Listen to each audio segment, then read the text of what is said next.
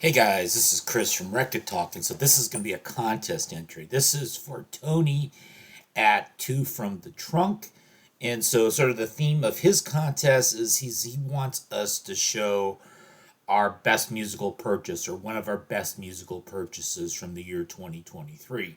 Now, one of the things I could point to is my 4x4 setup behind me, I can store more records now because what's easier than getting rid of records? It's getting more shelves. But seriously, on a previous episode of CRT, Chris from Rekkid Talk, you saw me trying to use my gift card.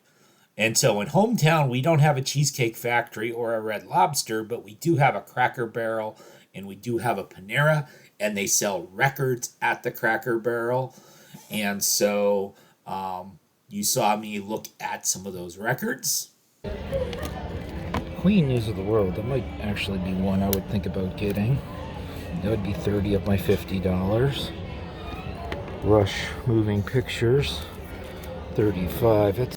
And now, fortunately, I decided not to buy any of those records at Cracker Barrel at full retail price. I instead chose to buy expensive Panera sandwiches and pastries at full retail price. But the two records that I did consider getting there, coincidentally, I got good deals on both of them afterwards, not from the Cracker Barrel. So, Queen News of the World. So, this was an album that I had on vinyl when I was a kid. I don't know what happened to that particular copy. It's long gone. But I did find a used vintage copy of it at the local record store recently for quite a bit less than full retail price at Cracker Barrel. And then the other record you saw me considering at the Cracker Barrel was Rush Moving Pictures, with one of the coolest album covers this side of Material Objects. You see, it's a pun. And you see, even though this is not an audiophile channel, I'm more likely to make fun of audiophiles. You can see it's 180-gram audiophile vinyl, direct metal mastering, and all that good stuff. So this is one of those records I got from that Sound of Vinyl free. Now, their records weren't really free, but you had to pay shipping and handling. Ended up getting 5 records from them.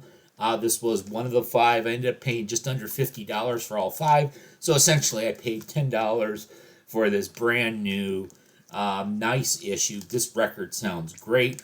I sound like an audiophile. This record sounds great, but it does sound great. Great. I also took advantage of that sale to beef up my PJ Harvey collection.